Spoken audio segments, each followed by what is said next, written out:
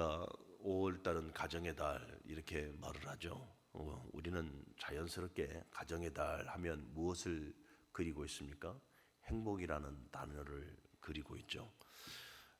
이 세상의 모든 사람들이 가정을 존중히 또 소중히 또 가정의 행복을 꿈꾸지 않는 사람들은 아마 아무도 없을 것입니다. 여러분이 생각하는 우리 가정의 행복의 조건은 여러분들은 무엇라 이렇게 생각하고 또 추구하며 지금까지 살아오고 있습니까? 한번 오늘 우리가 이 말씀 앞에서 우리가 지금까지 우리의 가정이 행복하길 간절히 원하고 바라는데 우리가 어떤 것을 품고 어떤 것을 계획하고 추구하며 살아왔는가를 한번 돌아볼 시간이 필요하겠다 싶습니다.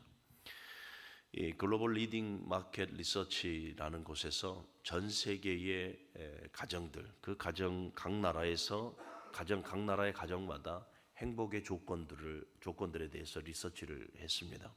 보니까 크게 1, 2, 3등으로 보게 되면 세 가지로 정리가 됩니다. 1, 2, 3등만 보면은요. 하나는 경제입니다. 돈이죠. 돈이 있어야 행복의 조건이 되어질 수 있다.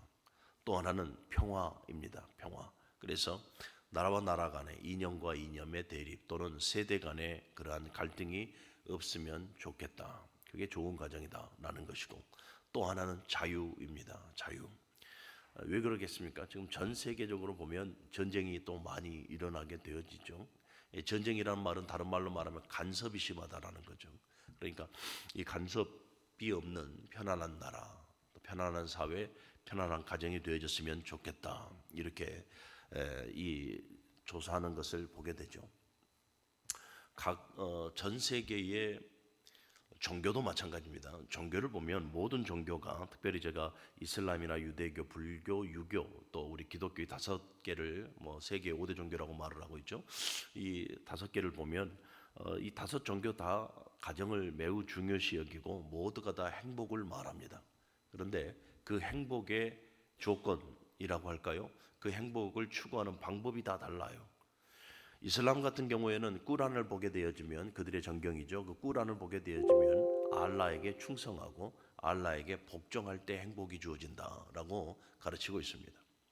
또 유대교에서는 토라죠. 이 토라 곧 율법대로 살아가면 행복을 추구할 수 있다. 불교에서 말하는 불교는 여러 가지 경전들이 많이 있죠. 불교 경전들이 대장경도 있을 것이고 또 여러 가지 법전들도 많이 있을 것인데 불교는 어떻게 합니까? 모든 것에 있어 초월해야 된다. 이 초월이 해탈이죠. 해탈해야 행복을 경험할 수 있다라고 말을 하고 있고 유교를 보게 되어지면 사서오경이나 사서삼경을 보게 되어지면 무엇입니까? 수양이죠.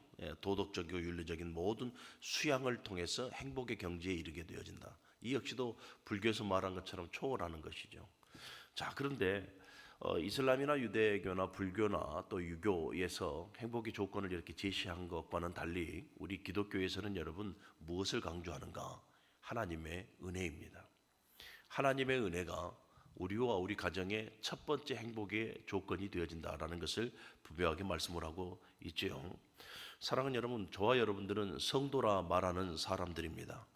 여러분, 성도라 말하는 사람들, 세상이 추구하는 대로 어떤 경제적인 논리 가운데에서 행복의 조건을 찾아서는 안 됩니다. 또 갈등이 없는 평안함의 상태 가운데에서도 또는 간섭이 없는 자유함 속에서 우리가 행복의 조건을 찾아서는 안 됩니다. 성도라 말하는 사람은 먼저 무엇을 생각해야 하는가? 행복한 가정, 성경이 말하는 행복한 가정이란 무엇인가에 대해서 깊이 묵상해야 합니다. 그러니까 내가 만족하고 내가 좋아하고 내가 기준 삼아 놓은 행복의 조건들 말고요. 성경이 말하는 행복한 가정이라 하는 것이 무엇일까? 성경이 말하는 여러분 행복의 기준은 세상이 말하는 행복의 기준과는 전혀 다르다 하는 것을 우리는 알게 됩니다. 그러면 성경이 말하는 행복의 절대적 기준은 뭐인가 보면 하나님의 절대 주권 아래 베풀어 주신 하나님의 은혜입니다.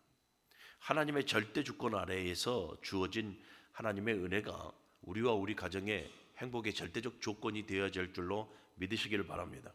왜 그렇습니까? 하나님께서 주시는 행복이야말로 완전한 것이기 때문에 그래요. 세상이 추구하고 있는 행복의 조건들은 여러분 다 조건적이고 상대적인 것들이죠. 그러나 그 조건적이고 상대적인 것들이 다 사라지면 행복하지 않게 되어지는 거죠. 아까 리서치에서 말한 것처럼 경제, 돈이면 행복할 수 있다. 여러분 각 나라마다 돈이 없을 때는 그럼 어떻게 되어집니까? 돈이라는 조건이 사라지면 행복이라는 것도 사라지게 되어지죠. 또 평화, 지금 얼마나 온 세계가 전쟁 가운데 있습니까?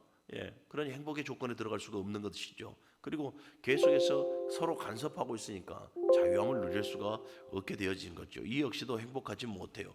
그래서 세속적인 것으로 봤을 때는 이 조건들을 취하려고 지극히 개인주의적으로 계속해서 변화되어져 가버리는 것을 보게 되어지죠. 그러다 보니까 가정 또는 우리가 속해 있는 모든 사회 공동체가 점점점 무너지는 것을 우리는 경험하게 됩니다. 그러나 성경이 우리에게 주시는 행복의 절대적 기준, 하나님의 절대 주권 아래에 베풀어지는 하나님의 은혜. 여러분, 하나님의 은혜는 완전한 것입니다. 영원토록 변함없습니다. 완전한 이 하나님의 그 은혜로 말미암아서 저와 여러분들의 행복의 모든 조건과 기준을 충족할 수 있기를 주님의 이름으로 간절히 축원합니다. 여러분, 행복의 절대적 조건은 하나님과의 관계, 그리고 하나님께서 베푸신 은혜 아래에서 주어진다라는 것을 기억하십시오. 모든 것은 다 하나님께로부터 주어집니다. 그래서 로마서 11장 36절의 말씀을 보면 만물이 주에게서 나오고 주로 말미암고 주께로 돌아간다라고 말씀을 하죠. 여기서 만물이라고 하는 것이 뭡니까? 바로 행복의 조건이에요. 만물이 그 안에는 무엇이 들어있습니까? 우리의 생명이 들어져 있고 또 우리의 영육 간의 건강함이 들어져 있고 그 안에 우리의 가정, 우리가 가지고 있는 달란트, 재능이 들어있고 믿음이 들어있고 또 우리의 소원이 들어있고 또 물질도 그 안에 다 들어있죠. 만물 안에가. 그래 만물의 행복의 조건이나 이 행복의 조건은 누구에게로부터요? 만물이 주에게로부터 나오고 주로 말미암고 주께로 돌아가나이다. 모든 것이 하나님의 절대적 주권 아래에 있다라는 것을 로마서 11장 36절에서 우리에게 말씀하고 있는 것이죠. 성경은 여러분 우리네 가정이 우리 인간의 필요에 의해서 만들어지고 시작되어졌다라고 우리에게 말하지 않습니다. 우리의 가정이 여러분 우리의 필요에 의해서 만들어졌습니까? 그래서 우리로부터 시작되어졌습니까? 성경은 그렇게 말하지 않아요. 성경은 우리의 가정은 하나님의 창조의 질서와 언약 안에서 세워진 공동체임을 분명하게 우리에게 말씀을 해주고 있습니다. 그러므로 여러분 가정의 행복은 어떤 조건이 아닙니다. 조건이나 상황이나 환경이 아니라 하나님의 주권 아래에 주어진 하나님의 은혜의 열매다라는 것을 우리가 분명하게 아시고 날마다 여러분들의 가정에 하나님의 주권을 세우고 하나님의 은혜가 넘쳐날 수 있기를 주님의 이름으로 간절히 축복합니다. 그래서 오늘 우리는 이 가정의 참된 행복이 내가 기뻐하고 내가 만족해하는 것에 있지 않고 오직 하나님이 기뻐하시는 가정이 참으로 행복한 가정임을 우리가 알아야 한다라는 것이죠. 자, 그렇다면 하나님께서 기뻐하시는 가정은 어떠한 가정인가? 말씀 들어가기 전에 먼저 축복하기는 여러분들의 가정이, 저와 여러분들의 가정이 정말로 하나님께서 기뻐하시는 가정이 되어져서 세상 어느 누구 가정보다 행복한 가정이 되어질 수 있기를 주님의 이름으로 간절히 축원합니다. 하나님께서 기뻐하시는 가정은 어떤 가정인가? 바로 하나님께서 세우신 질서 속에 세워져 가는 가정, 그 가정을 하나님께서는 기뻐하신다라는 거죠. 그렇습니다. 하나님께서는 저와 여러분들을 창조하셨고 이 가정이라는 작은 공동체, 또 교회라는 영적 공동체, 사회와 나라와 국가라는 공동체를 세워 나아갈 때에 하나님께서는 질서 정연할 수 있도록 하나님께서는 법을 주셨습니다. 질서죠, 질서를 우리에게 주셨죠. 에베소서 5장 22절 이하의 말씀을 쭉 보면 22절에서 오늘 우리가 읽었던 6장 4절의 말씀까지를 쭉 보면 크게는 교회와 그리고 작게는 가정의 질서에 대해서 우리에게 말씀을 하고 있습니다. 먼저 22절의 말씀을 보면 아내들이여 자기 남편에게 복종하기를 주께 하듯 하라. 또 25절의 말씀을 보면 남편들아 아내 사랑하기를 그리스도께서 교회를 사랑하시고 그 교회를 위하여 자신을 주신같이 하라. 아내에게는 남편에게 복종하라라고 말씀을 하고 있고 남편에게는 아내를 사랑하라라고 말씀하고 있습니다. 그리고 오늘 우리가 읽었던 본문의 말씀은 자녀에게는 부모에게 순종하라. 그리고 부모는 자녀를 노엽게 하지 말라라고 말을 하고 있습니다. 이 노엽게 하지 말라라는 의미를 좀 알아볼 필요가 있을 것 같습니다. 우리 부모 다 여기 이 자리에 모이신 분이 대부분 다 부모의 포지션이기 때문에 자녀를 노엽게 하지 말라라는 것은 뭐냐면 자녀를 권위적으로 대하지 말라라는 말이에요. 권위적으로 대하지 말라라는 거예요. 권위적으로 대하게 되어지면 굉장히 감정적이고 억압함으로 말미암아서 자녀들에게 상처를 주게 되어진다라는 거죠. 지금 여러분 이 사도 바울이 지금 에베소 교회 이 여기에서도 유대 율법주의 아래에 갇혀 있는 사람들에게 지금 말하는 것이거든요. 유대의 율법주의에 그 권위적으로 자녀들을 대하지 말라라는 거예요. 억압하고 감정적으로 대함으로 그들에게 상처를 주지 말라라는 거예요. 그리고 또 비교와 비난으로 자녀들을 낙심하게 하지 말라. 골로새서 3장 5절의 말씀을 보면 자녀들을 낙심하지 말게 하라라고 말을 하고 있죠. 또 이 자녀를 노엽게 하지 말라라는 것은 사랑 없는 훈계하지 말라라는 거예요. 사랑 없이 훈계하지 말라라는 거예요. 그러면 이처럼 권위적으로 또 비난과 비방을 가지고 사랑 없는 훈계를 통해서 자녀들이 바르게 세워지는 것이 아니라 오히려 자녀들에게 상처가 되어지고 곁길로 갈 수 있다라는 거예요. 그래서 자녀들을 노엽게 하지 말라라고 우리나라 말로는 이렇게 번역을 해 놓은 것입니다. 여러분, 아내들은 남편에게 복종하고 남편은 아내를 사랑하고 자녀는 부모에게 순종하고 부모는 자녀를 노엽게 하지 말고 바르게 양육하라라는 것은 단순한 도덕 윤리 사회 강령이 아닙니다. 하나님께서 세우신 하나님 나라의 질서임을 여러분들이 믿으시기를 바랍니다. 자, 그런데 문제는 죄로 말미암아서 이 질서가 무너져 버렸어요. 파괴되어 버렸다라는 거예요. 그러다 보니까 오늘날에 가정 공동체를 한번 유심히 살펴보시고 우리가 경험해 왔던 것을 유심히 한번 보시기를 바랍니다. 남편은 아내를 사랑해야 하는데 남편은 자신의 힘과 권위를 말하는 것이죠. 이 힘의 우월성을 가지고 지배하려고 합니다. 아내와 그 가족들을 지배하려고 하죠. 또 아내는 남편을 존중하기보다는 그 남편의 권위를 깎고 권위를 인정하지 아니하고 오히려 무시하려고 합니다. 자녀는 부모의 말씀에 순종하기보다는 자신의 뜻을 앞세워서 부모를 거역하고 공경하지 않으려 합니다. 부모는 어떻게 됩니까? 부모는 성경적으로 바르게 양육하기보다는 자신의 경륜과 그 경륜 속에서 얻어진 지식 그리고 대리 욕구심으로 말미암아서 자녀를 통제하려고 합니다. 가르치기보다는 통제하려 하고 있다라는 거죠. 자, 한번 보십시오. 오늘날의 가정의 어떤 교육의 문화라고 할까요? 가정의 문화를 한번 보십시오. 여실없이 동일하지 않습니까? 남편 물론 다 그런 것은 아니겠죠. 남편이 아내를 끔찍하게도 사랑하겠죠. 그런데 대부분 보면 남편은 아내를 어떻게 합니까? 힘의 우월성, 권위의 우월성을 가지고 지배하려고 합니다. 온 가족들을. 특별히 우리나라 같은 경우는 예전에 유교 정신이 깃들어 있기 때문에 아버지 그러면 두려움의 존재였지 않습니까? 그런데 지금도 사실은 아무리 가정의 어떤 평준화가 이루어졌다 하더라도 이 남편의 우월성은 가정을 지배하려고 하는 것이 보여지죠. 또 아내도 존중하기보다는 남편의 권위를 깎습니다. 자녀는 부모의 말씀에 순종하는 것이 아니라 도리어 부모를 무시하죠. 왜 이 세대를 이해하지 못하느냐라는 거예요. 그래서 부모를 무시하고 부모를 거역합니다.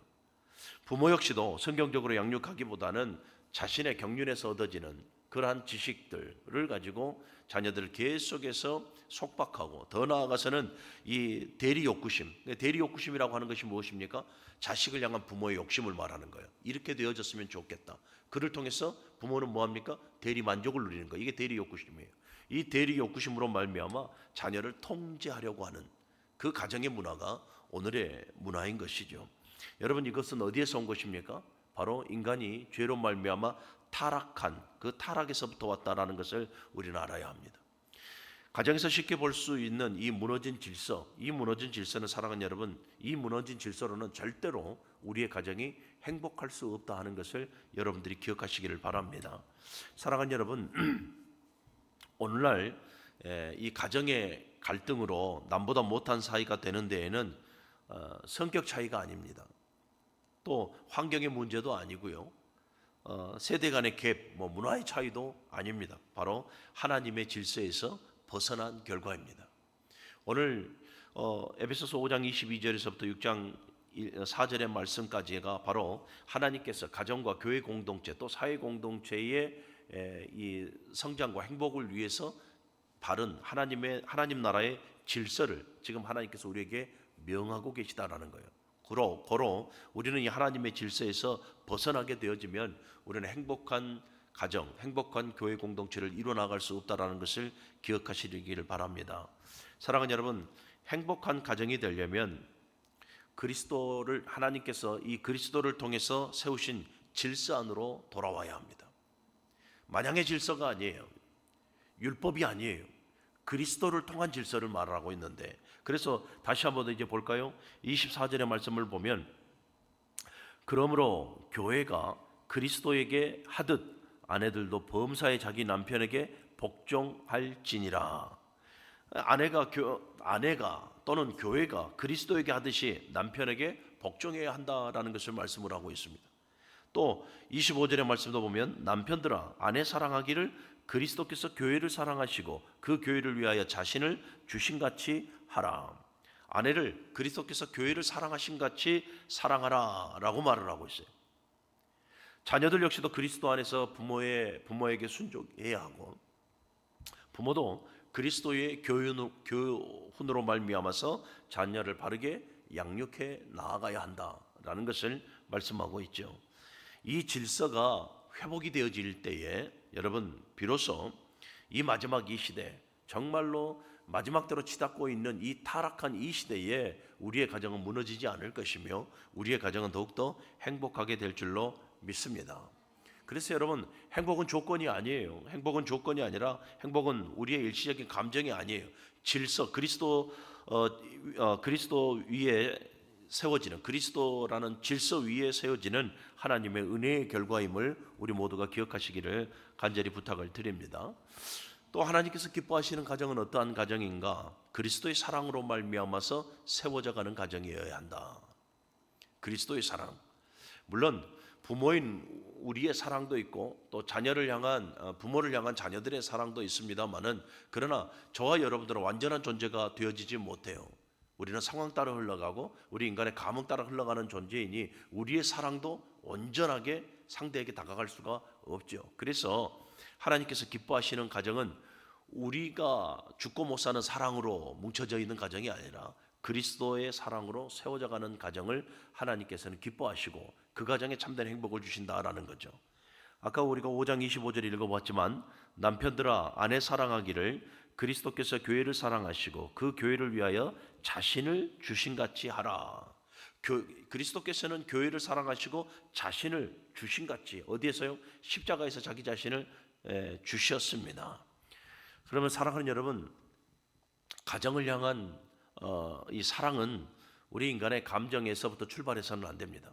우리 인간의 감정이나 어떤 의무적인 그런 상황 속에서 나오는 감정이 아니고 그리스도의 십자가의 사랑이고 십자가의 헌신이 기본이 되어져야 할 줄로 믿으시기를 바랍니다. 그리고 여러분, 이 사랑이라고 하는 것은 결국은 무엇이냐면 상호 의존성이 있습니다. 상호 의존성이라고 하는 것은 서로 사랑해야 한다라는 거예요. 서로 사랑해야 한다. 여러분 보십시오. 남편 혼자 죽어라고 아내를 사랑하게 되어지면 그것을 사랑이라 말하지 아니고 짝사랑이라 하는 것이겠죠. 아내도 남편은 별 관심 없는데 죽어라고 사랑하게 된다면 그 가정이 정말로 사랑으로 말미암아 행복한 가정이 되어질 수 있겠습니까? 더욱더 갈등만 더욱더 심오해지는 거죠. 또 부모만 죽도록 헌신하고 부모만 죽도록 사랑해야 됩니까? 그렇지 않죠. 거기에 대해서 자녀들도 부응하여서 부모를 사랑하고 부모 앞에 더욱더 헌신한 삶을 살아가는 것, 이것이 바로 상호 의존적 사랑이라고 말을 하는 것입니다. 우리 개혁주의 신학에서는 인간의 본질에 대해서 이렇게 말을 하고 있습니다. 인간은 전적으로 타락하여 스스로 구원에 이를 수 없고 스스로 사랑할 능력이 없는 존재라, 이렇게 말을 해요. 타락한 존재에게 완전한 사랑이 나올 수 없음을 우리 개혁주의 신학에서는 말씀을 하고 있는 거죠. 여러분, 가정이라 해서 자연스럽게 부모에게서 자녀에게서 사랑이 스물스물 흘러나오는 것 아니에요. 물론 우리 모두 다 이런 생각할 겁니다. 우리 어떤 말을 합니까? 우리는 다 가족인데 뭘요? 가족이니까 모든 허물을 덮고, 가족이니까 그냥 사랑하고, 가족이니까 행복해야 됩니다 라고 우리 이렇게 전제로 말할 수 있지만, 사랑하는 여러분, 아무리 사랑하는 가정이라고 해서 그 가정의 사랑이 스물스물 그렇게 흘러나오던가요? 아니에요. 애쓰고 수고해야 되고, 그 아래는 여러분 헌신이 있어야 하는 것이죠. 오늘날 교회, 오늘날 가정을 보십시오.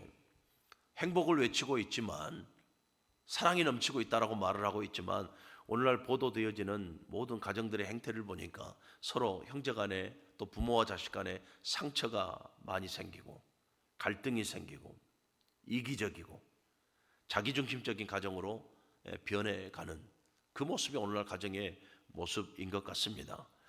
그러니 여러분, 그 안에 행복을 찾아볼래야 찾아볼 수가 없는 것이죠.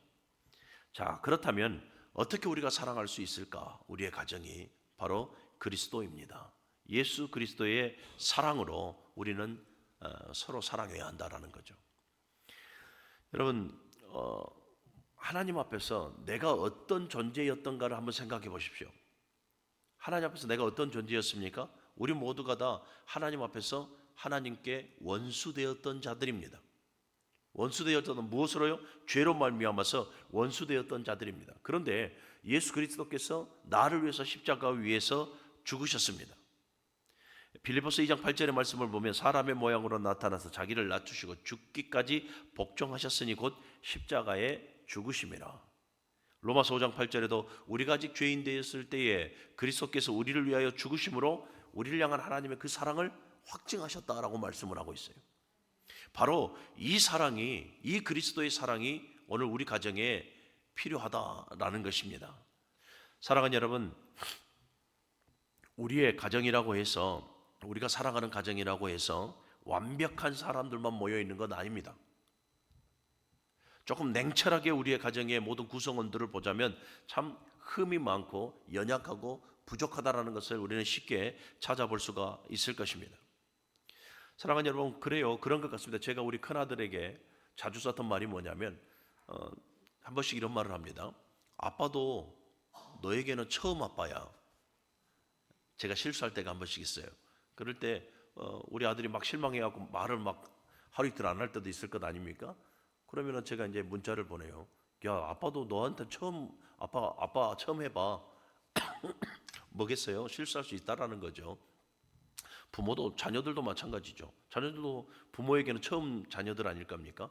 그러니까 여러분, 완전하지 않죠. 서로 항상 부족하고 실수투성입니다. 그게 바로 가족이기도 해요. 그리스도의 사랑으로, 그런데 가정은 여러분 그리스도의 사랑으로 서로 사랑하고 용서하고 덮어주는 곳, 그것이 바로 가정인 것이죠. 아까 말씀드린 대로 상호 의존적, 또 상호 의존성, 그 사랑과 헌신을 통해서 우리의 가정은 행복하게 세워져 가게 되어지는 것입니다. 남편이 완벽해서 사랑하는 것이 아닙니다. 그리스도의 사랑 때문에 사랑해야 하는 것이고, 아내가 부족해서 존중하는 것이 아니라 하나님께서 세우신 그 질서 때문에 사랑해야 하고, 자녀들이 착해서, 마냥 착해서 사랑하는 것이 아니라 하나님께서 우리에게 주신 선물이기에 사랑해야 되는 것이고, 부모도 마찬가지. 하나님께서 하나님의 대리인으로 우리 자녀들에게 주신 귀한 선물이기에 사랑해야 한다라는 것이죠.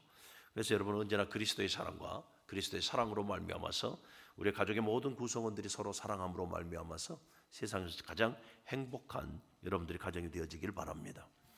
세 번째, 하나님께서 기뻐하시는 가정은 하나님의 나라를 함께 세워가는 가정, 그 가정을 하나님께서는 기뻐하신다라는 겁니다. 6장 우리 4절의 말씀 마지막으로 한 번 더 읽어보겠습니다. 시작.